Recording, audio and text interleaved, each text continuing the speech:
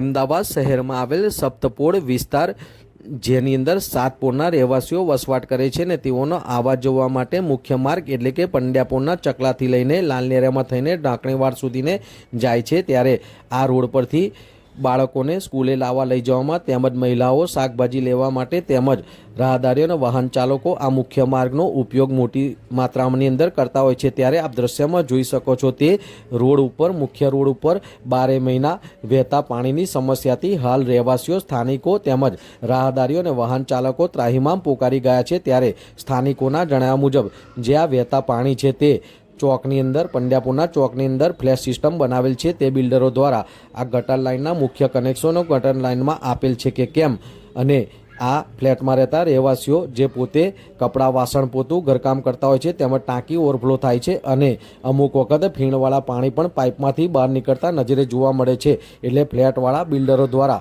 આના કનેક્શનો યોગ્ય આપેલ છે કે કેમ તે પણ એક તપાસનો વિષય છે। ત્યારે આ પંડ્યાપોળના ચકલાની આજુબાજુ રહેતા પોળના અમુક રહેવાસીઓ પોતાના સોલરો પણ પાણીથી ધોવે છે, પોતાના પર્સનલ વ્હીકલો પણ આ પાણીથી ધોવે છે, જેથી કરીને પાણીનો વ્યય થાય છે। એટલે અહીંના સ્થાનિકોની માંગ છે કે લાગતા વળગતા તંત્ર દ્વારા આજે 12 મહિના વહેતા પાણી છે તે કોઈ ગટર લાઇન કનેક્શન લીકેજ છે કે કેમ અને જે કોઈ લોકો આ પાણીનો વ્યય કરે છે તે લોકો સામે તંત્ર દ્વારા સખ્તાઈપૂર્વક કડકાઈપૂર્વક તેઓની સામે કાર્યવાહી કરવી જોઈએ અને તેઓની સામે દંડનીય કાર્યવાહી પણ કરવી જોઈએ, જેથી કરીને આ 12 માસ વહેતા પાણીના સમસ્યાનો હંમેશા માટે નિકાલ આવે તેવી માંગ ઉઠી છે। ત્યારે 28 જૂન 2024 શુક્રવારના રોજ સાંજે 4 વાગે અહીંના રહેવાસીઓ દ્વારા તંત્રને મૌખિક રજૂઆતો કરવા છતાં પણ જ્યારે આનું નિરાકરણ નથી આવતું, જેને લઈને કોઈ મોટો રોગચાળો ફેલાવાની પણ શક્યતા છે ને અકસ્માતની પણ ભીતિ સર્જાય છે। ત્યારે હવે તંત્ર દ્વારા આની કોઈ કાર્યવાહી કરવામાં આવે છે કે કેમ? શું નામ છે તમારું?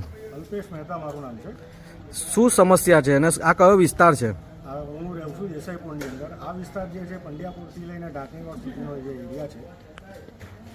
શું આની અંદર એટલે કેટલી પોરો આવેલો છે અને કેટલા રહેવાસીઓ હશે અને કેટલી વસ્તી હશે?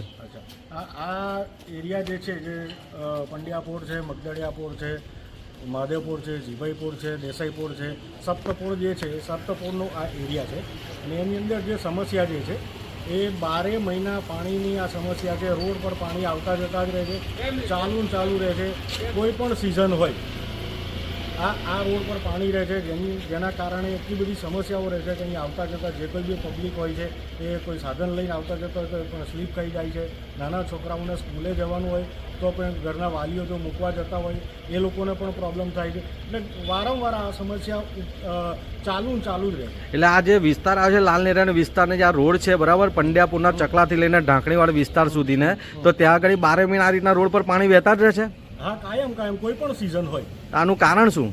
હવે ખબર નથી, પાણી ત્યાંથી ગટરની તકલીફ હોય, આગળથી પાણીનો કોઈ વ્યય કરે છે, એટલું પાણીનો ગેરવપરાશ થાય છે કે જેની હદ નથી અને રોડ પર એ પાણી આવે છે અને એ પાણીની સમસ્યાઓ આ 12 માસ ઊભી થતી રહી છે। હમણાં પણ અહીંથી જતાંય કહેતા હતા કે આ જીભાઈપોળ છે, આ પંડ્યાપોળનું ચકલું છે, આ જે ફ્લેટો આવેલા છે એમાં પણ એ કોઈ પ્રકારનું કનેક્શન નથી આપ્યું એમના કહેવા મુજબ। એટલે જે સીધા ઉપરથી ટાંકીના ગટરના અને ધાબાના પાણી આવે એ સીધા રોડ પર હંમેશા માટે વહેતા રહે છે, તો સાચી વાત છે? હા, સાચી વાત છે।